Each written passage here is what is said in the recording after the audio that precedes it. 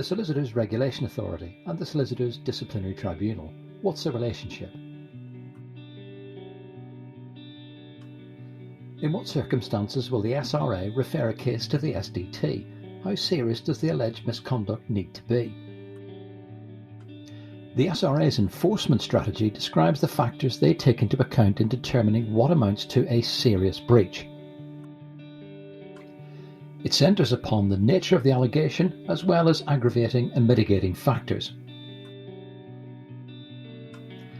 The SRA will look at whether the extra powers available to the tribunal are necessary in addressing the alleged wrongdoing.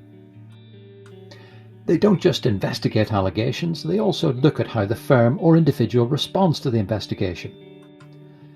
Assuming there is culpability, recognition and remedial measures are important in deciding whether to involve the tribunal. The SRA start by looking at the nature of the allegation. Has there been abuse of trust, misuse of client money, dishonesty, or criminal behaviour? These are all serious. Context is therefore very important when thinking about a referral to the SDT. What was the intent or motivation behind the conduct? The SRA distinguish between those who try to act in accordance with the principles but who fail in the process, and those who are reckless or intend to act contrary to the principles and codes of conduct.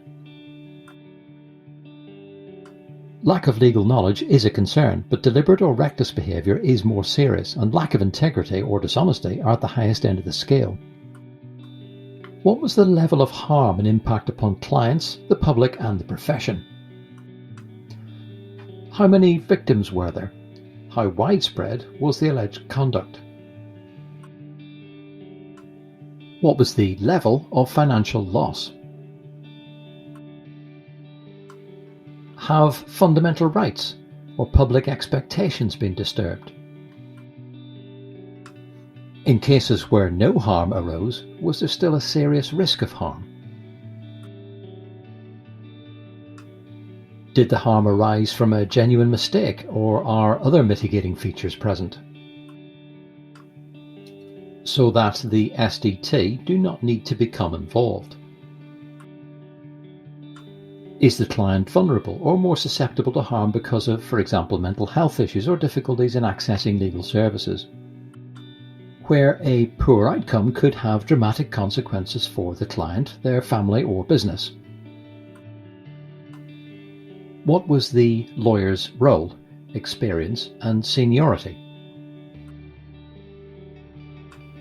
For example, trainee solicitors are not in a position to control outcomes in the same way that a senior partner can.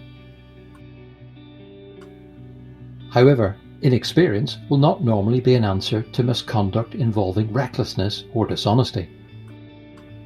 Does the firm or individual show a propensity to commit certain breaches? Has there been a failure in systems and controls, or a failure to learn from earlier SRA involvement? Does the firm have a history of complaints to the SRA or legal ombudsman? Have there been any other relevant disciplinary findings? Is there evidence of remediation? Did the firm or individual respond appropriately to a relevant event? Did they make a timely report to the SRA, and were systems improved? Did they cooperate fully and transparently with the investigation?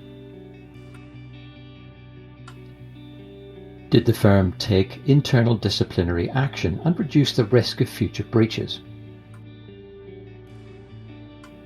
Is conduct in private life regulated? Potentially yes, if it touches upon the delivery of safe legal services.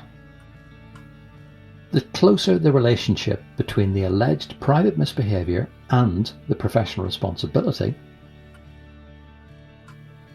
the more likely it is that the Solicitors Regulation Authority and potentially the Solicitors Disciplinary Tribunal will become involved. Indeed, some private matters may simply be so serious that they may damage public confidence in the delivery of legal services. Criminal convictions are normally of interest to the SRA unless they are minor. Next time, what happens at the SDT? What sanctions can the tribunal impose and why? Thanks for watching.